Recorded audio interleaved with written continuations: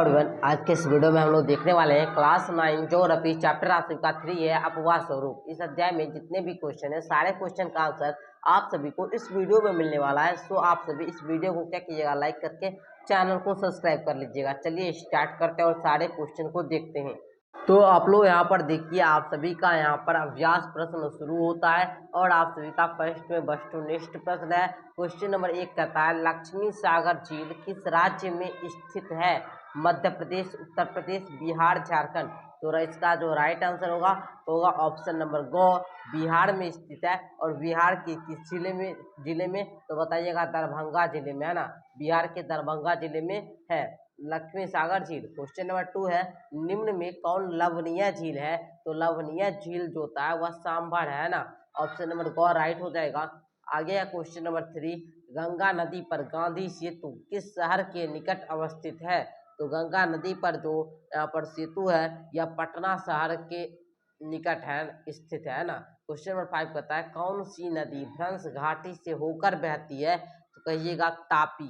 तापी नदी जो है भ्रंश घाटी से होकर बहती है। क्वेश्चन नंबर 6 देखिए, कौन सी नदी प्रायद्वीपीय भारत की सबसे लंबी नदी है? नर्मदा, गोदावरी, कृष्णा, महानदी। तो बताइएगा इसका राइट आंसर। क्वेश्चन नंबर 6 का जो राइट आंसर होगा ऑप्शन नंबर ख, गोदावरी। गोदावरी नदी जो है प्रायद्वीपीय भारत की सबसे लंबी नदी है ना। क्वेश्चन नंबर 7 है, सिंधु जल समझौता कब हुआ था? तो सिंधु जल समझौता जो हुआ था 1960 ईस्वी में। ग नंबर राइट हो जाएगा। आगे देखिए क्वेश्चन नंबर 8 है, सांगपो किस नदी का उपनाम है? सांगपो किस नदी का उपनाम है?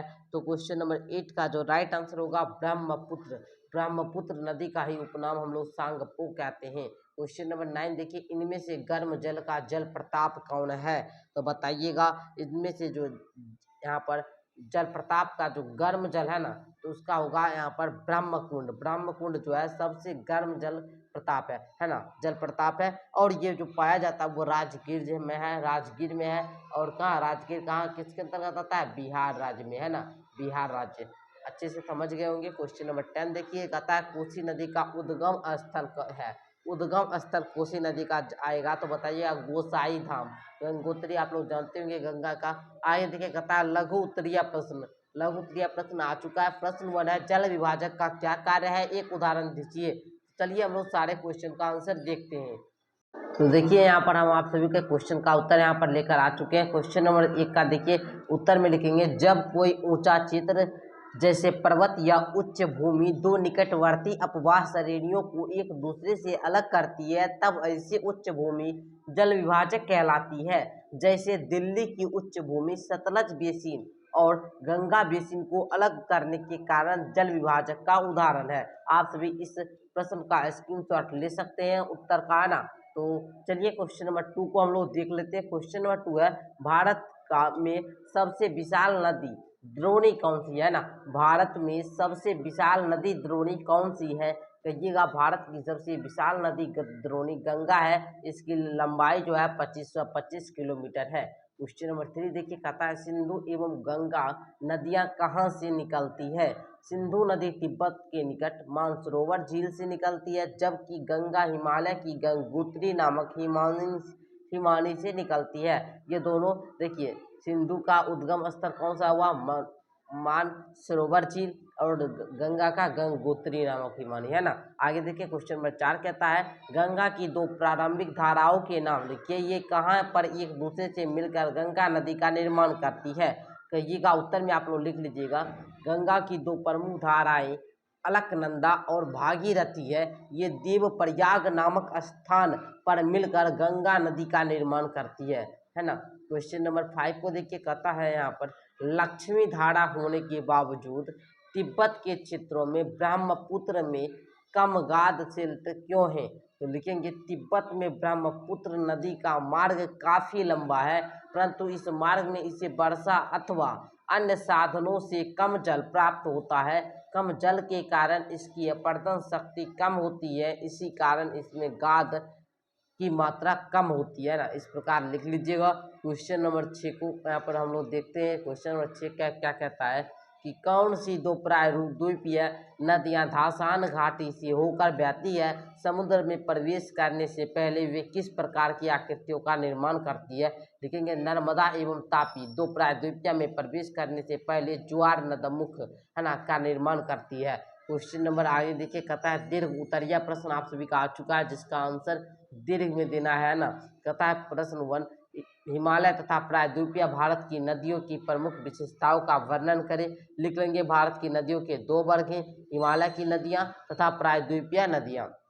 उसके बाद लिखेंगे अलग अलग भौगोलिक प्रदेशों में इनकी उत्पत्ति होने के कारण नदियां एक दूसरे से भिन्न है। इनकी भिन्नता के कारण इनकी खास विशेषता भी है।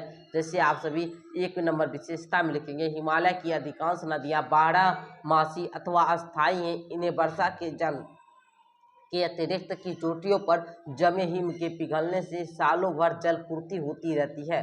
दूसरा में आप सभी लिखिएगा यहाँ पर, सिंधु एवं ब्रह्मपुत्र जैसी भारत की प्रमुख नदियां हिमालय से निकलती है। इन नदियों ने प्रवाह के क्रम में पर्वतों को काट कर गार्ज का निर्माण किया है। जैसे ब्रह्मपुत्र नदियां हिमालय के नामचा बरवा शिखर के पास अंग्रेजी यू का आकार मोर बनाकर अरुणाचल प्रदेश में गार्ज का निर्माण करती है। 3 नंबर में आप लोग लिख लेंगे, हिमालय जनित नदियां उद्गम स्थल से समुद्र तक यात्रा के दौरान अनेक प्रकार के क्रियाकलाप को अंजाम देती है।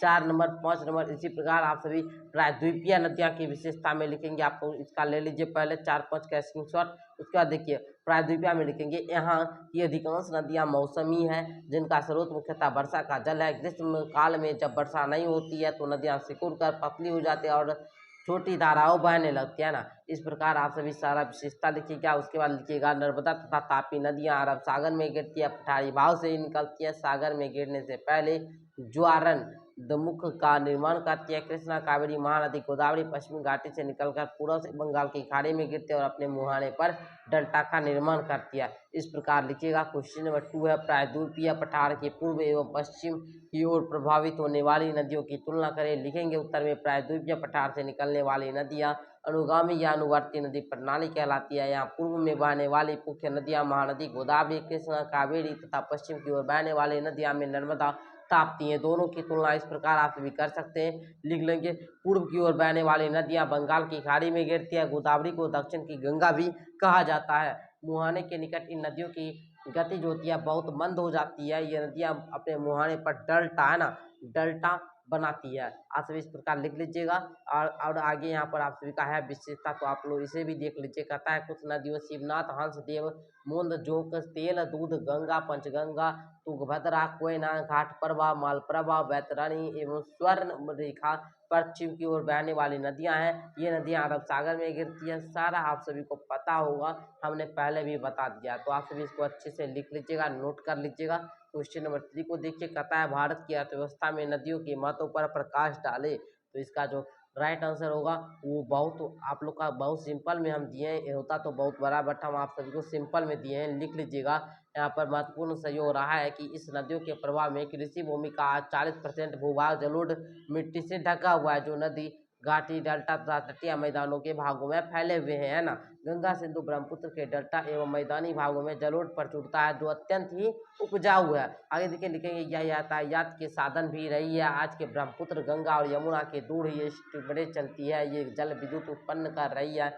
ये जल शक्ति का भंडार भी है। ये नदियां मछलियां प्राप्त के साधन है। पूर्वी भारत के कितने ही लोग आहार की मछली की प्रमुखता, अतः मछली उद्योग बहुत ही आजीविका है। इस प्रकार प्यारे बच्चों अच्छी से लिख लीजिएगा आप लोग। क्वेश्चन नंबर 4 देखिए क्या है, कहता है भारत में झीलों के प्रकार का वर्णन करें, उदाहरण सहित आप सभी को करना है। तो लिख लेंगे, निर्माण की दृष्टि से झीलों के निम्नलिखित प्रकार हैं। प्रकार आप सभी को पहले लिखना है।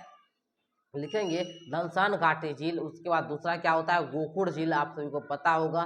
लिख लेंगे धनसान घाटी में जब जल जमा होता है तो इस प्रकार के झील का निर्माण होता है। जैसे अफ्रीका में विक्टोरिया, रोडोल्फा, न्यासा, भारत में तिलिया बांध द्वारा कृत्रिम झील बनाया गया। आइए गोकुड़ झील में लिखेंगे, नदियों में जब अवसाद की मात्रा बढ़ जाती है तो भूमि की जल कम जाता है, तब उसके मार्ग में विसर्पण कम जाता है। विसर्पण भाग को काटकर मुख्य धारा से अलग हो जाता है, जिसका आकार गाय के खुर के समान होता है। इसे गोकुल या परिव्यक्त झील कहा जाता है। जैसे बिहार की बेतिया का सरैया मान बेगूसराय का कांवड़ झील इसके क्या है अच्छे उदाहरण है, आप सभी इस प्रकार लिख लेंगे। लैगून झील भी होता है, आगे बहुत सारा झील होता है, हम आप सभी को बताए तो बहुत कम पड़ जाएगा। हिमानी झील भी है ना, तो देख लीजिएगा आप लोग, और भी यहाँ पर है, उसके बाद लिख लीजिएगा। उसके बाद कहता था आगे उसको मानचित्र के सहित वर्णन करना है, तो भारत के मानचित्र पर भी आप लोग लिख लेंगे। यहाँ पर है ना मानचित्र कौशल का क्वेश्चन था कि भारत के मानचित्र पर निम्नलिखित नदियों को चिन्हित कीजिए, तो मानचित्र पर गंगा, सतलुज, दामोदर है ना, कृष्णा, नर्मदा, तापी, महानदी, इस प्रकार आप सभी को सारे क्वेश्चन का उत्तर लिखना है। क्वेश्चन नंबर 2 था भारत के रेखा मानचित्र पर निम्नलिखित झीलों को चिन्हित कीजिए, चिल्का, सांबर, वूलर, पुलिकेट, कोलुरु, आप सभी को इस प्रकार चिन्हित करना था, है ना, तो आप सभी कर लीजिएगा खुद से ही, है ना। ऐसे हम एक शॉर्ट वीडियो में अगर आप लोग कहिएगा तो हम शॉर्ट वीडियो में बनाकर एक बात बता देंगे आप सभी को। देखिए यहाँ पर झील हम एक बार बता दे रहे हैं सारे, हिमानी झील, क्रैटर झील है ना, क्रैटर झील, उसके बाद आप सभी को सारा झील का नाम यहाँ पर दिया गया, लैगून झील, गोकुड़ झील है ना, सारा दिया गया, आप सभी लिख लीजिएगा। उसके बाद क्या था, ढसान घाटी झील। तो इस अगर आप लोग पूरा देख लिए होंगे और आप लोग को वीडियो अच्छा लगा होगा तो वीडियो को लाइक करके चैनल को आप लोग सब्सक्राइब कर लीजिएगा। चलिए फिर मिलते हैं हम लोग अगले वीडियो के साथ, तब तक के लिए धन्यवाद।